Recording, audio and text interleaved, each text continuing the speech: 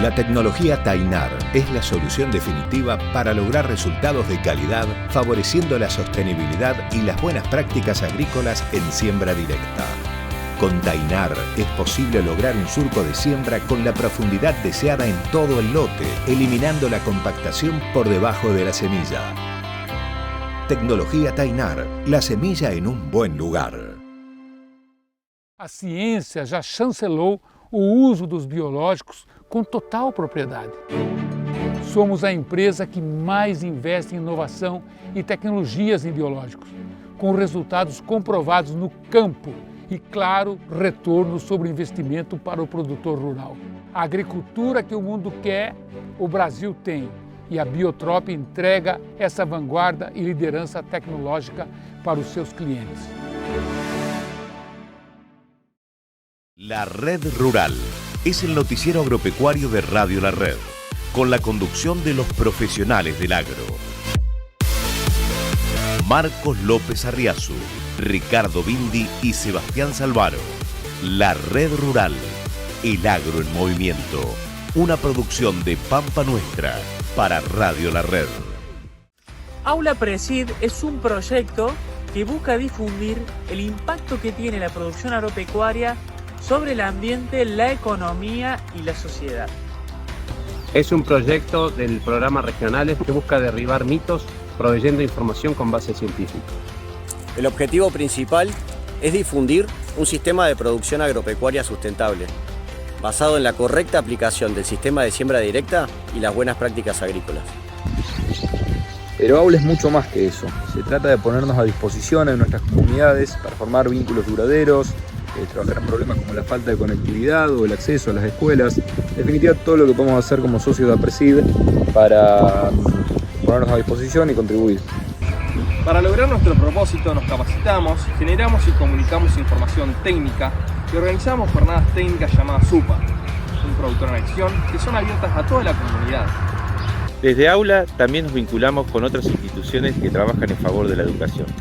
Con las mismas formamos una sólida red, alineamos objetivos y procuramos la mejora de la calidad de la educación.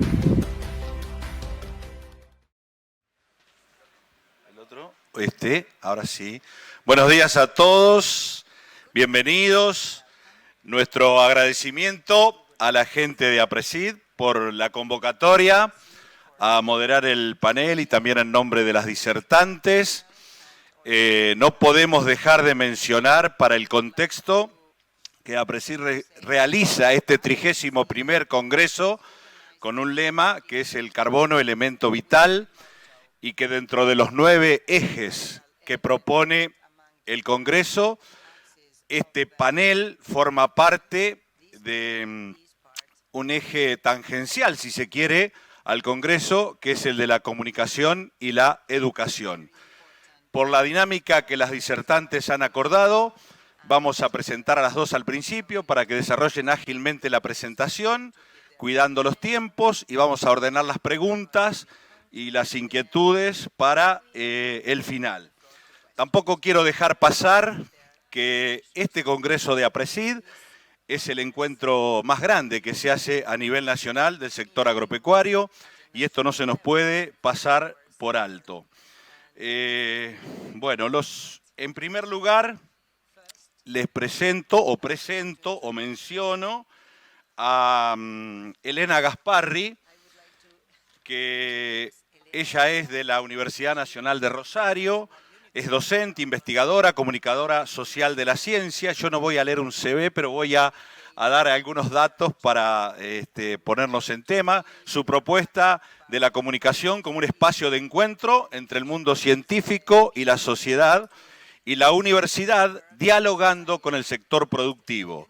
Fabiana Malacarne es gerenta de la Asociación de Semilleros Argentinos, es ingeniera agrónoma, mejoradora de plantas, apasionada por la ciencia, doctora en filosofía de la ciencia, autora de libros. Hacer sencilla la tecnología y acercarla a la gente es uno de sus caminos.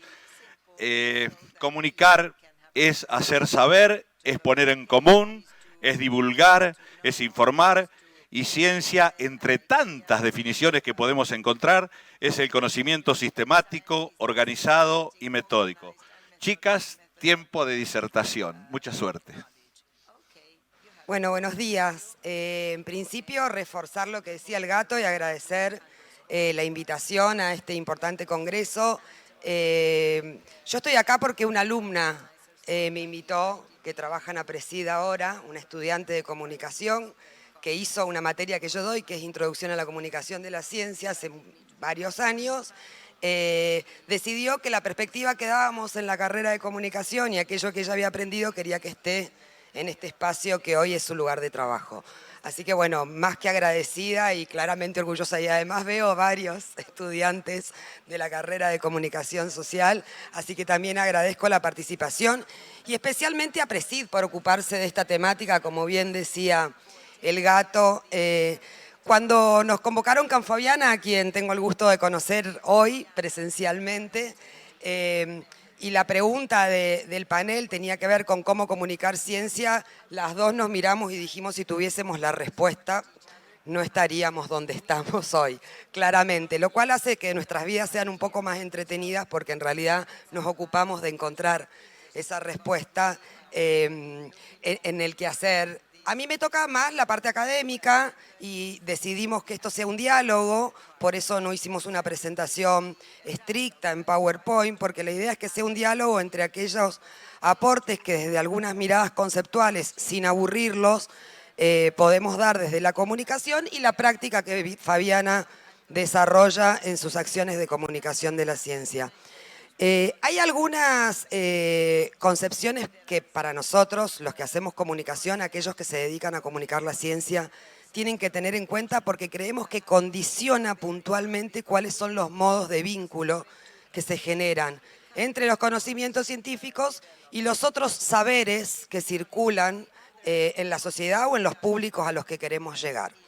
En virtud de eso es que, como nos proponemos generar esto que el gato decía, encuentros entre saberes y entre actores de distinta manera, pensamos que no podemos reducir nuestras acciones comunicacionales a una dimensión que tiene la comunicación y que es muy importante, pero que en este caso es insuficiente, que es la dimensión informacional. Esto de pensar que la comunicación aparece aquí como transmisión de información, que claramente los comunicadores, si lo pensamos de esta perspectiva, tendrían éxito si logran que aquello que no se entiende se traduzca y se pase directamente a un léxico o a una forma del habla o de la comunicación de ese público al que queremos dirigirnos.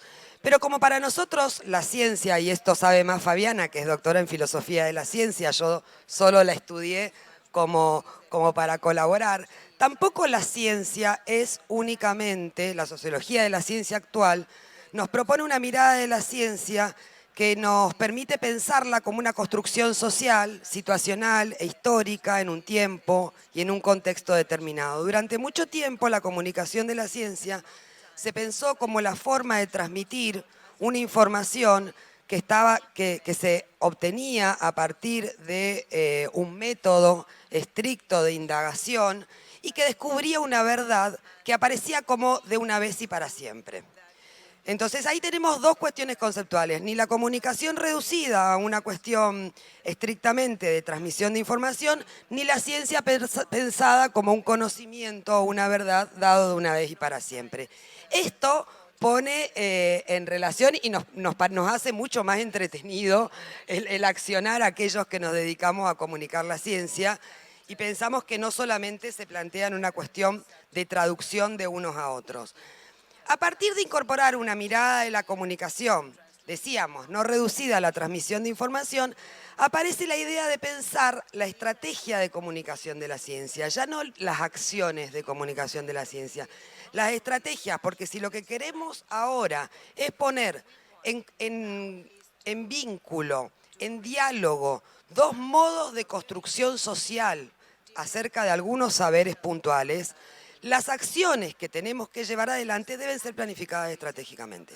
Entonces, no podemos pensar los mismos modelos, las mismas acciones para un montón de objetivos que tiene la comunicación de la ciencia. Acá hay muchos educadores que tienen como propósito comunicar ciencia para transmitir un saber, para generar vocaciones científicas o generar interrogantes. Hay otros procesos de comunicación de la ciencia que tienen como objetivo legitimar un conocimiento científico nuevo, otras acciones de comunicación que tienen como objetivo modificar hábitos, generar campañas. Pensemos en la necesidad que tuvo la Argentina de convencer a las personas de que se vacunen hace muy poco tiempo. Todos estos objetivos comunicacionales en los que entra la comunicación de la ciencia se plantean o se deben plantear en virtud de acciones absolutamente distintas, porque los públicos son distintos y porque los objetivos comunicacionales son distintos. Entonces ahí aparece una cosa que para los comunicadores resulta importante, que es la idea del interesamiento.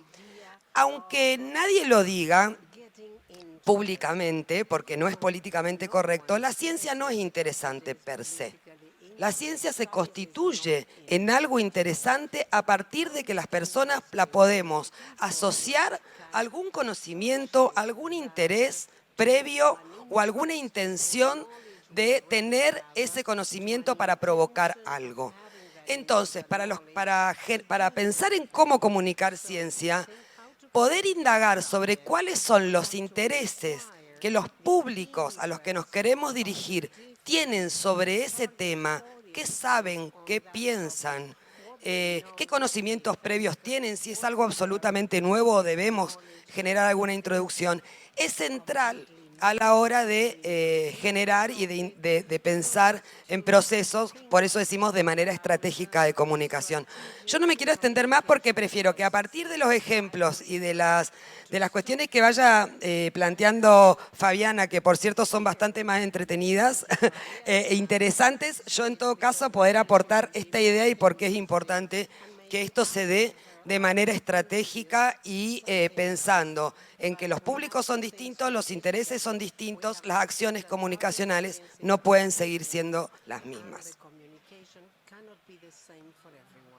Gracias. La verdad que es un lujo compartir un panel con Elena y con el gato. Sinceramente me siento una privilegiada y estar aquí en APRESID, de más está decirlo, ¿no?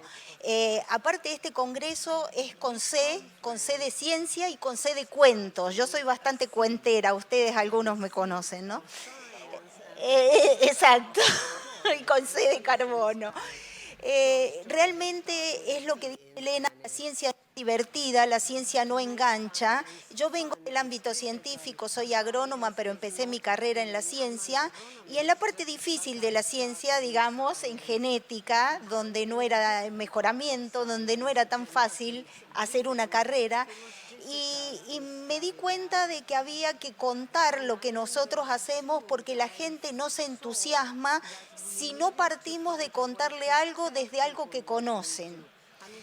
Y un ejemplo que me toca ahora y que es el trabajo, todo el trabajo de mi fitomejoramiento que hacemos para lograr una nueva variedad que lleva 10 años, que lleva un trabajo multidisciplinario, a nadie le interesa. Pero cuando yo pongo la diapositiva que digo en qué se parece esta variedad de soja y Messi, todo el mundo abre los ojos. Y me dice, porque a Messi todo el mundo lo conoce. Entonces se parecen en que tardan 10 años de llegar en inferiores hacia la primera, en que tienen mucho trabajo invertido para llegar a jugar a la cancha, como las variedades de soja, que queremos verlo en la cancha la mayor cantidad de tiempo y que hay mucha propiedad intelectual invertida en ese desarrollo, tanto en Messi como en la soja. Entonces yo creo que eso es lo que tenemos que hacer, pero eso es para un público más general.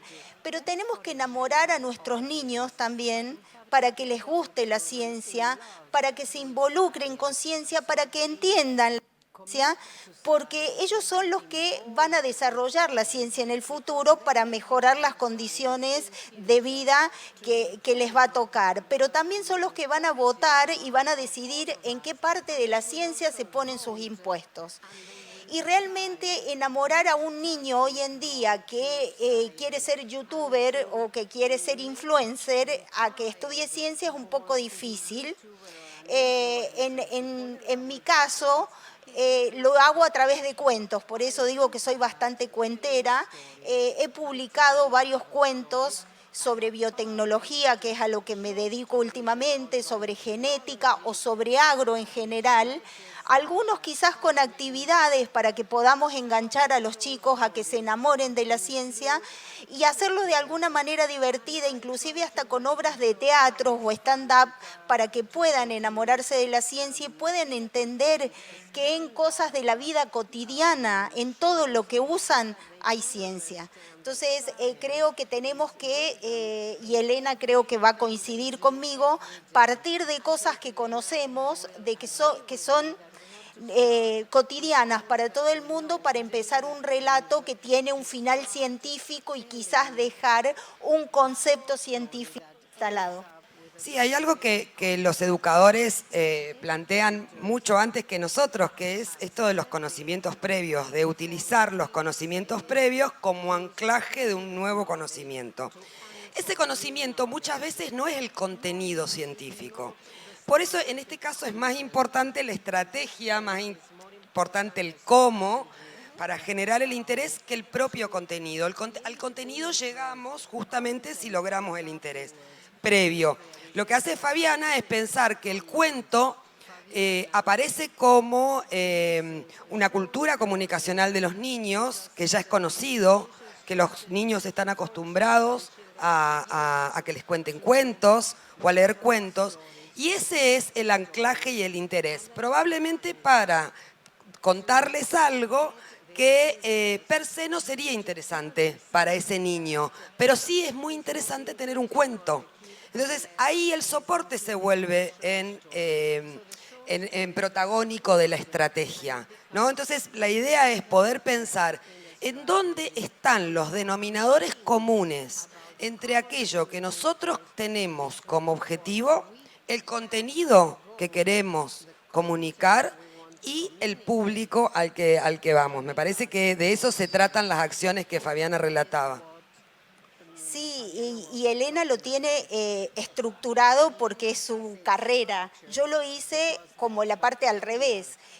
Cuando mi hija era chica me preguntaba cosas y me parecía un poco más interesante contar las cosas sobre mi trabajo, ¿no? Y se las contaba con un cuento. Cuando mi hija creció fueron mis sobrinos y ahora voy agarrando conejillos de indias por ahí a ver cómo contamos las cosas.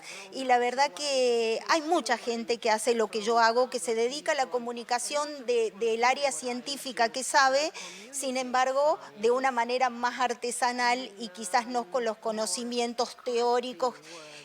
A mí como me gusta, como bien dijeron en mi presentación, dije necesito herramientas técnicas, hice el doctorado en filosofía de la ciencia y me costó porque leer filosofía para mí con la cabeza cuadrada de científica era un poco difícil, pero sin embargo me abrió la cabeza para poder pensar de la manera que piensa el público, porque yo a veces pensaba como científica, ¿cómo no van a entender tal cosa? Entonces, eso te ayuda a ponerte en el lugar del otro y contestar las respuestas, las inquietudes que tiene el otro. Sí, además también es muy fuerte pensar que aquello que yo hago todo el tiempo como investigador, a lo que me dedico y me apasiona, no le interesa a la gente. O sea, es un shock importante que en realidad tiene que ver con que no le interesa porque no lo conoce o porque no tiene ningún anclaje, como decíamos, con algo previamente conocido, ¿no? Esto de que la ciencia no es interesante per se es una cosa que es bastante compleja de charlarla con los científicos, pero que vale la pena porque en realidad cuando ellos también pueden ver cuáles son sus formas de contarle a sus familias, de contarle a sus amigos lo que hacen todos los días, encuentran otra manera. El científico, digo yo también, cuando digo el científico también me nombro a mí porque también soy investigadora, pero digo el científico cuando uno dice vamos a comunicar los avances científicos o la ciencia que vos producís y demás, se pone como en una caja de seguridades y de estructuras muy distintas a las que llevan adelante en su proceso de producción, que es mucho más relajado, mucho más abierto. Perdón, porque el científico siempre es evaluado por su producción, entonces habla con palabras complejas y le habla a sus pares, no le habla al público en general. Es otro público el que va a evaluar, y ahí también se derriban un poco las cuestiones del confort,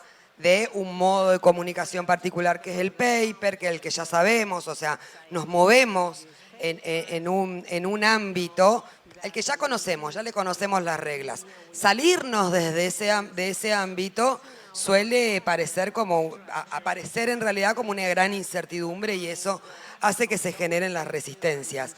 De todas maneras, esto de iniciar los procesos a partir de cómo ellos pueden contarles a sus hijos, cómo pueden contarles a la gente que quieren, qué es lo que hacen todos sus días, es una buena estrategia. Y una de las cosas que nos ha servido la sociología o la filosofía de la ciencia es para entender que aquello que en algún momento legitimó la ciencia moderna, que era esa cosa casi sacra, lejana de lo mundano y de los procesos, todo el resto de los procesos de construcción de conocimiento que se empezaron a determinar como no científicos, en la actualidad, a la que a los chicos les interesan producir contenidos, les interesa estar en TikTok, les interesa tener cercanía con aquello que desarrollan, les juegan contra.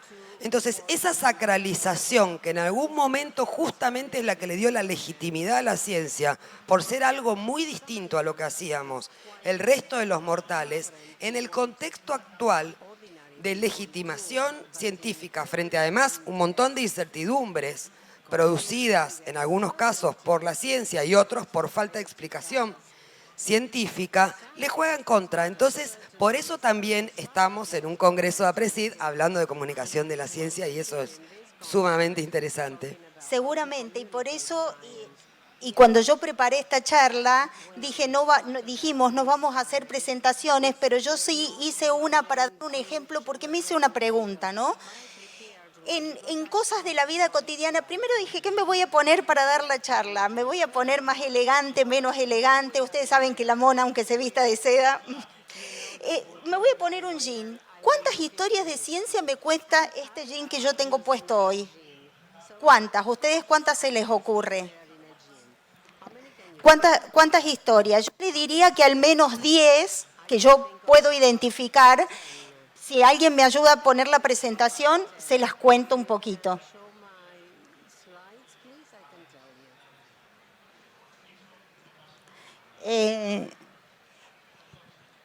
Yo identifiqué 10, pero claro, cada quien lleva agua para su molino y habla de lo que conoce, pero seguramente ustedes van a poder decir algo más, ¿no?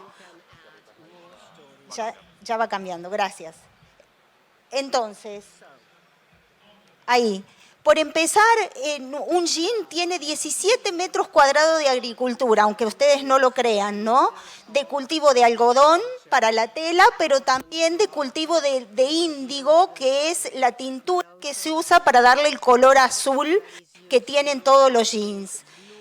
Pero además de toda esa agricultura y todo ese trabajo, voy a poner primero a lo que me dedico, tiene mucho fitomejoramiento, mucha genética. Hoy en día las variedades de algodón usan la mitad de agua de lo que usaban las variedades que sembrábamos hace 15, 20 años. Y eso lo ha logrado la ciencia, la genética. Tenemos variedades resistentes a plagas, a enfermedades, con tolerancias a herbicidas, de más fácil manejo. Eso no lo logró, no fue magia, sino que fue ciencia. Pero también tenemos biología, tenemos que conocer la biología de las plagas, la biología del cultivo, la biología de las malezas para poder manejarlo. Ahí podemos contar un montón de historias de cómo usar los insecticidas más eficientemente de acuerdo a cómo es la morfología de la planta, y acá en primera plana está Patuco, que no me deja mentir porque a eso se dedica. Entonces tenemos mucha biología en un jean. También tenemos informática. Tenemos inteligencia artificial para monitoreo de cultivos, para detectar qué variedad estamos sembrando, tenemos muchísimas aplicaciones que nos dicen cómo tenemos que, para monitorear, cómo tenemos que sembrar, cuál es la densidad de siembra. Entonces ahí hay mucha informática metida. Tenemos mucha física y diseño industrial en todas las maquinarias que se usan en el proceso. Y es algo que a mí me rompe la cabeza porque física no es mi fuerte y fue lo que más me costó en la facultad. Por eso puse la imagen del tractor, pero sin embargo hay mucha física también. Hay química, un montón de química, desde cómo está compuestas las microfibrillas de la tela hasta cómo se produce el índigo desde la planta natural o cómo logramos sintetizar el índigo de manera artificial y poder hacer el proceso más sustentable. Y hay un montón de biotecnología, y esto es para mi amiga Malu, que está acá en el público, que se dedica a eso. Los jeans se producen, sobre todo en Argentina, con algodón transgénico, que es una variedades provenientes de biotecnología, pero también produciendo el desgastado que tienen con enzimas provenientes de bacterias modificadas genéticamente, para no tener que lavar ese jean con piedra pómez que gasta mucha energía y que daña mucho la maquinaria. Entonces tenemos un proceso más sustentable gracias a la tecnología. Por supuesto que matemática y estadística tenemos que saber para tener proyecciones de precios de mercados, pero para calcular densidad de siembra, volumen de aplicación de fitosanitarios y acá cierro, pero me atrevería a decir que también hay historia, porque si no conocemos la historia de cómo evolucionó todo esto, no podríamos aplicar las mejoras. Así que fíjense que algo de la vida cotidiana, como puede ser este simple jean que tengo puesto, cuenta más de 10 historias de ciencia y la podemos transmitir de esa manera y podría escribir 10 posts, podría hacer 10 videos de TikTok o lo que los chicos hoy en día consuman o la gente consuman, y creo que eso también está en nuestra parte, ayornarnos a la manera de comunicación que tiene hoy en día el público. No podemos seguir sacralizando la ciencia y decir yo estoy en un pedestal, sino tenemos que bajar e ir hacia donde está el público, y creo que esa es la manera.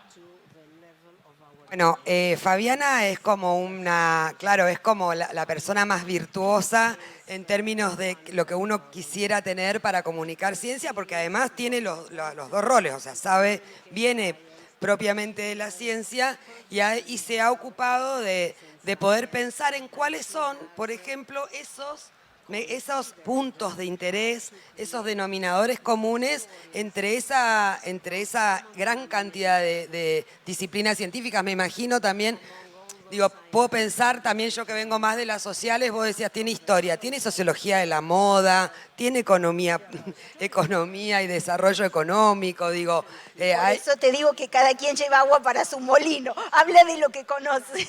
Pero hay una cosa que también a mí me parece que es interesante desterrar y que creo que los comunicadores hemos cometido durante mucho tiempo, el error de pensar que para comunicar ciencia, para estar habilitados a comunicar ciencia, debíamos conocer mucho sobre ciencia. Entonces las carreras y las especializaciones de comunicación de la ciencia se basaron en contenidos científicos. Vos te anotabas y tenías biología, biotecnología y demás. Y esos comunicadores en realidad se convirtieron en especialistas y dejaron de preguntar con las preguntas que tenía la gente hacia la ciencia. Entonces se convirtieron en comunicadores de los científicos, comunicadores que solo leían, que solo escuchaban, los científicos, y dejaron de tener la impronta de la pregunta que puede tener la gente acerca, por ejemplo, del jean y no de una transformación genética del algodón en principio, ¿no? Y llegar desde el jean, ¿cómo está hecho esto? Es una pregunta muy mundana que uno le puede hacer a un especialista en transformación genética del algodón. Entonces también es importante esto, que en realidad para poder generar procesos de encuentro entre saberes científicos y saberes producidos en otros contextos, en realidad tenemos que ser buenos articuladores, buenos comunicadores, buenos educadores, pero no necesariamente saber sobre contenido científico. Tenemos que poder detectar esos denominadores comunes y desde allí interrogar a la ciencia. Claro que sí, porque evidentemente a mí conozco parte de la ciencia y comunico esa ciencia que conozco porque me gusta y porque me dediqué a esto en cierta parte de mi carrera. Pero es cierto, yo veo los dos extremos. El periodista científico que comunica ciencia como un científico y no pregunta o no se pregunta, o el científico que trata de comunicar lo que hace y bajarlo un poco a tierra y a veces lo logra y a veces no lo logra. Creo que necesitamos más el periodista científico que sepa cómo preguntar al científico, pero poniéndose del lado de lo que el público le interesa y de aquello que el público quiere conocer. Identificar eso, ¿no? Eso que está pasando en la agenda, eso que está pasando en los jóvenes, estas formas de comunicar nueva que tienen los niños y los jóvenes. Nosotros tenemos una experiencia muy cortita, le cuento que hicimos memes de ciencia en escuelas secundarias con la universidad. Yo trabajo, ahora estoy a cargo del área de ciencia y tecnología de la universidad, pero anteriormente dirigía la Dirección de Comunicación de la Ciencia.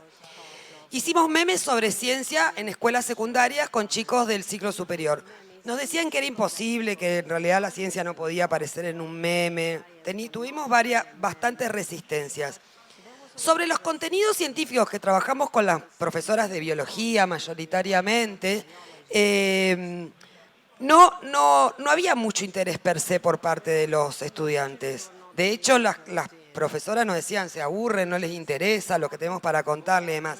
Pero sí les fascinaba la idea de producir memes. Eso les encantó. Entonces hicimos un concurso y tenían que producir, tenían que ganar un concurso de producción de memes. Yo no les puedo explicar la cantidad de estudios sobre biología a los que fueron esos chicos para poder reducir en un meme una idea de las ciencias biológicas. Y es eso, es ir al cuento porque a los niños usan cuento, al TikTok porque producen TikTok, al meme porque les interesaba el meme, no el contenido. Yo terminé estudiando una carrera biológica y a mí biología en el secundario no me gustaba. Me parecía sumamente aburrida. Y entonces es lo que estás diciendo exactamente. Yo creo que me parece que es fantástico que nos demos vuelta y empecemos a usar las herramientas que usan los jóvenes, el público, y de ahí partamos para comunicar la ciencia. Empecé a estudiar comunicación de la ciencia, me acuerdo que hay alguien que me dijo, no se puede comunicar ciencia en radio. En radio, no estoy hablando de redes sociales, imagínense después en redes sociales.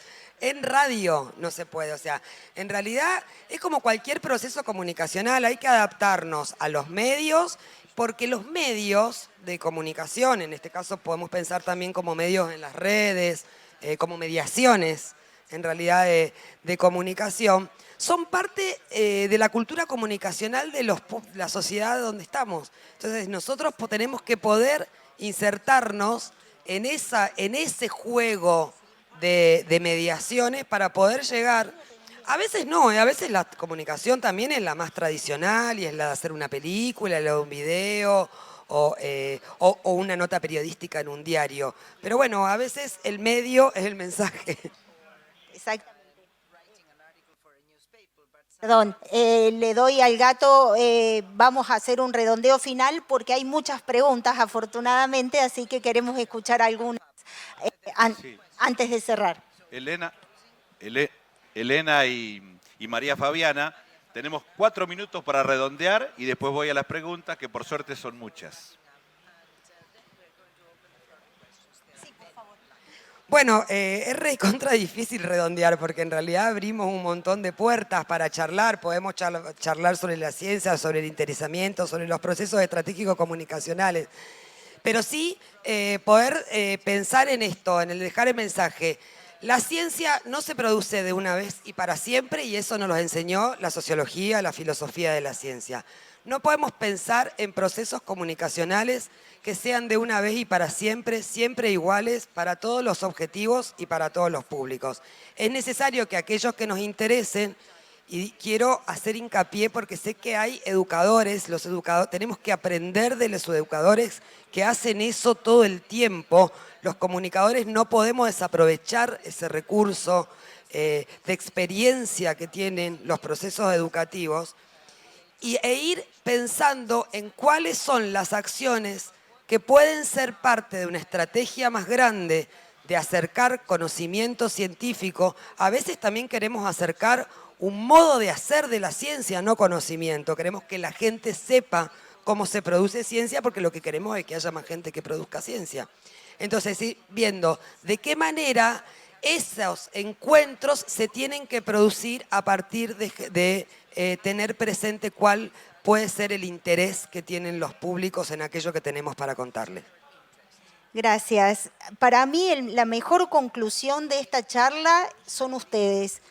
Ver esta sala con esta cantidad de gente a mí me emociona porque 2 años atrás una charla de comunicación de la ciencia hubiera tenido ocupadas las 2 filas de adelante y el resto no hubiera habido público.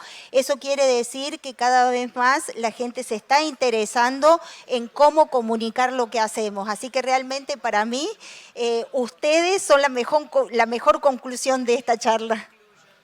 Bueno, muchas gracias, chicas. Después les vamos a agradecer. En los estilos, además de sus antecedentes, en los estilos comunicacionales de nuestra disertante, está entendido por qué APRESID las ha elegido para honrar este panel. Hablaba Elena de espacios, hablaba de encuentro, hablaba de construcción, hablaba de modelos de construcción social. Hablaba María Fabiana de las motivaciones, de partir de los saberes previos, de poner en interés algo que hay que comunicar, de que la ciencia no interesa, de este pasar de la sacralización de la ciencia a la necesidad de validarla. Entonces, atención docentes que integran este auditorio. Las chicas hablaron de objetivos, de contenidos, de un auditorio, de partir de saberes previos, de estrategias permanentes. El ejemplo de María Fabiana cuando habla del cuento y la asociación de los niños con el cuento. Así que acá nos llevamos mucho material para cortar. Yo apenas entienda cómo es esto, voy a empezar a pasarle las preguntas, que son unas cuantas. Buen resumen de todo lo que charlamos. ¿Cómo podemos, dice una, cómo podemos llegar a comunicar a la sociedad nuestro trabajo cuando ya tiene a veces un preconcepto negativo de la agronomía, que piensan en agrotóxicos, en que los envenenamos, puntos suspensivos? Chicas. Bueno, eso es un tema recurrente en nuestra área de trabajo, pero ahí tenemos que comunicar sin confrontar. Hay muchos ejemplos de muy buena comunicación en esa área. Creo que Agrocultura ahora está haciendo un muy buen trabajo, pero sin embargo poner hechos y demostrar cómo se hacen y cómo se hacen las cosas bien. Yo recuerdo que hace ya varios años hice como 2 o 3 posts de Twitter, cuando era Twitter, no era X, diciendo todo lo que no podríamos producir en carne, en pan, si no usáramos agroquímicos. Y sí, salió en la tele, en un programa, y me dijeron que era una asesina por decir eso, pero sin embargo causó impacto porque nos mostraba que perdíamos casi la mitad de la producción de grano o casi la mitad de la producción de carne por no usar fitosanitarios. Y también es muy bueno usar ejemplos conocidos, como ya lo decía. hice una comparación entre el glifosato y el lisoform. El lisoform lo usamos todos en la casa y toxicológicamente son iguales y no nos preocupamos por el lisoform, pero sí por el glifosato. Y es la percepción que tiene la sociedad que no tiene contacto con el campo. Entonces tenemos que buscar ese nexo para comunicar sin confrontar. ¿Que es difícil? Es difícil porque hay preconceptos, pero se logra. Sí, yo pensaba, bueno, una serie de TikTok sobre mitos y verdades sobre la transgénesis, por ejemplo, pero digo eso por dar un ejemplo de cómo. Yo creo que hay que ver dónde, de qué se nutre ese discurso contrario. ¿Dónde está ese discurso? ¿Qué consume la gente que valida ese discurso que es contrario a lo que nosotros queremos comunicar? Primero para aprender, porque en realidad nos están ganando. O sea, si es la pseudociencia, si es... Digo, hay ahí una estrategia comunicacional mucho más interesante que la que nosotros estamos proponiendo. Entonces hay que ir a ver qué están haciendo y ver qué podemos copiar. Primero, porque si ya es efectivo, algo bueno debe tener. Eso me parece que es una... Y después ir justamente sobre el problema, sin confrontar, pero a ver, bueno, ¿qué cree la gente sobre eso? Hay que arrancar con eso. Digo, con los modos en que se comunica esa otra verdad, primero porque, insisto con esto, nos está ganando claramente, y eso pasa mucho con la pseudociencia. Yo digo, hay que estar todo el tiempo viendo dónde comunican la pseudociencia cuando gana en una discusión, porque en realidad le está siendo efectivo. ¿Y cuánto invierte? ¿Y cuánto invierte? Porque un problema que nosotros tenemos en el agro es que hacemos comunicación por vocación, sin un respaldo económico y sin una campaña planificada. Entonces, eso también es un problema. Bueno, la comunicación es importante para todo el mundo hasta que hay que presupuestar. Cuando hay que presupuestar, las instituciones... pero no, o sea, es central, ¿no? La comunicación es estratégica, atraviesa nuestras instituciones, pero cuando hay que presupuestar... Estrategias y recursos, dijeron las chicas. Qué gran desafío, dice Patuco y agradece, el de comunicar la ciencia más sabiendo que la ciencia es dinámica. Cambia continuamente, el conocimiento cambia. Por lo tanto, debo cambiar mi forma de pensar para poder seguir evolucionando junto con la ciencia. Como docente de una escuela agropecuaria, debo incentivar esa curiosidad. Ahora, ¿qué cosas puedo aplicar para ayudar a generar ese incentivo en el conocimiento y la curiosidad de esos chicos? Sí, en principio pensar esto, yo creo que no hay mucho nuevo para inventar, hay que detenerse a mirar qué es lo que pasa. Digo, si nosotros queremos generar curiosidad en un chico, lo más interesante para mí es pensar qué le da curiosidad antes de esa que yo quiero generar. Entonces, ver de qué manera uno puede, digo, las estrategias que plantea Fabiana son súper interesantes en ese sentido, pero poder pensar en que a lo mejor la curiosidad no está puesta en el contenido específicamente, sino a lo mejor en una dinámica, contaba Fabiana que podés contar lo de los bichos y buscar bichos en la tierra y cómo pasan los chicos horas buscando bichos en la tierra, que es lo que les da curiosidad, no el conocimiento científico.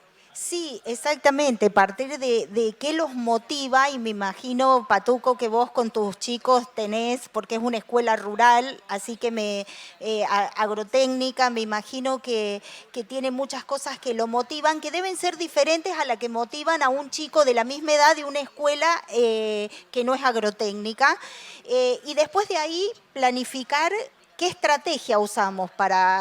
Hay un montón y la vamos haciendo a medida que vamos desarrollando. Yo creo que las estrategias que yo uso nacieron de la necesidad de comunicarle a un público en específico. No es porque me las propuse, voy a comunicar de esta manera. Vi que era lo que le interesaba y entonces usé esa herramienta para hacer la comunicación. Y esto que decía el participante, que es de comunicar algo que se modifica todo el tiempo, digo, yo creo que un gran laboratorio fue todo el proceso del COVID, donde comunicamos una cosa, después había otra, que para mí fue re interesante porque develó esto, que la ciencia no es de una vez y para siempre, y que en realidad tampoco podemos pretender que la comunicación lo sea.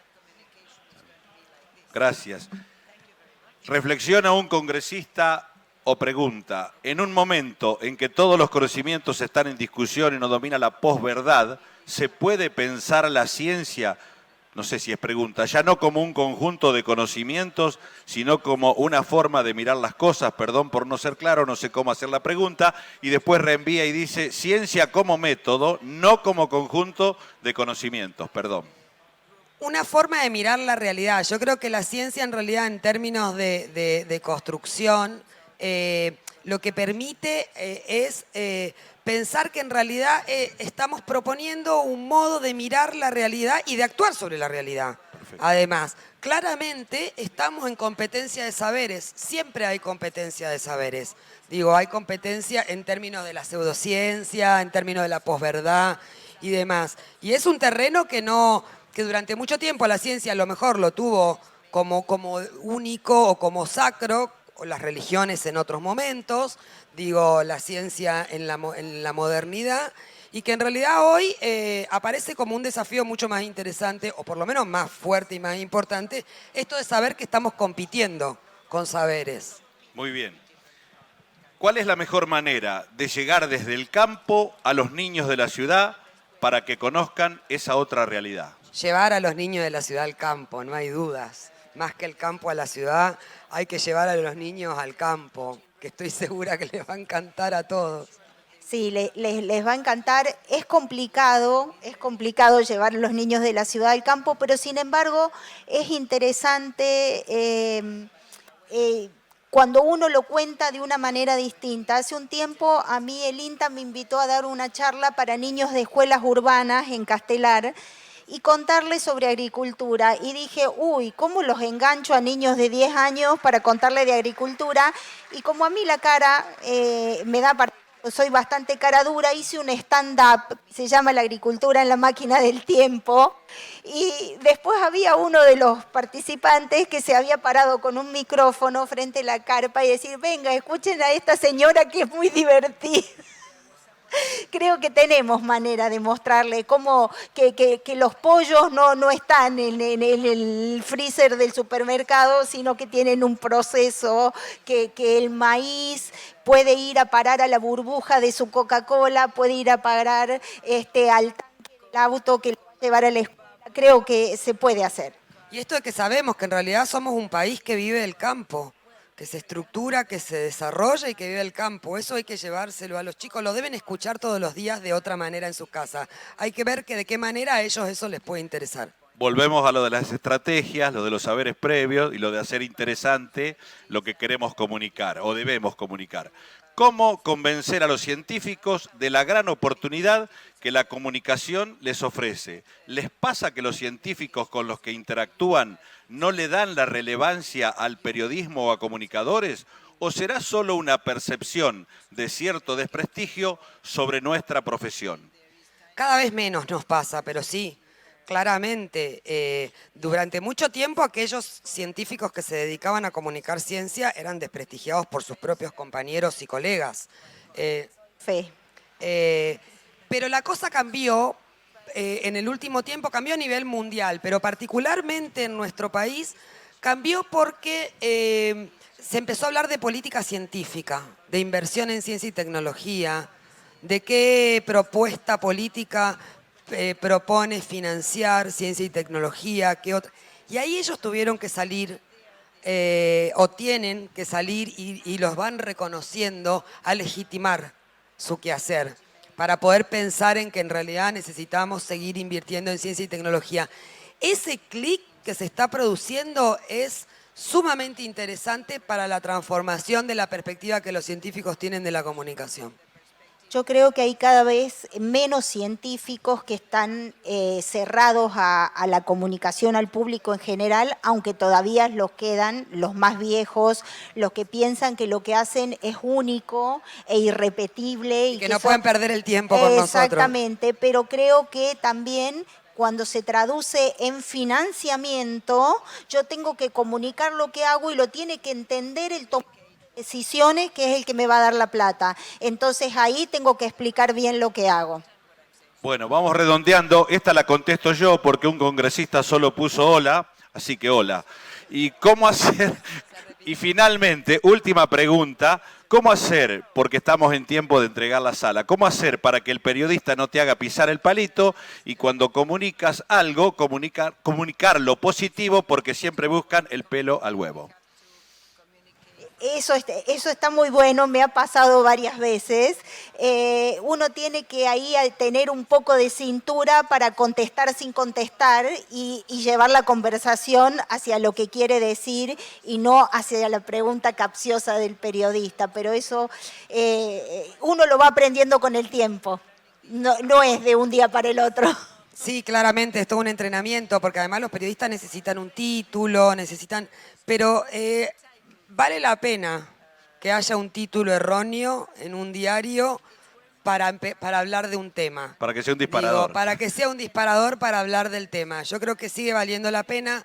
Creo que hay muchos periodistas formados que no hacen pisar el palito, sino que en realidad colaboran con el científico, pero creo que también es un gran problema que viene desde el periodismo, esto de querer un título. Elena y María Fabiana, APRESID, honrado de tenerlos aquí como panelistas. Este aplauso final no va a ser solo para ellas, sino para ustedes también por estar interesados en el tema. Muchas gracias, buen día para todos. Muchas gracias.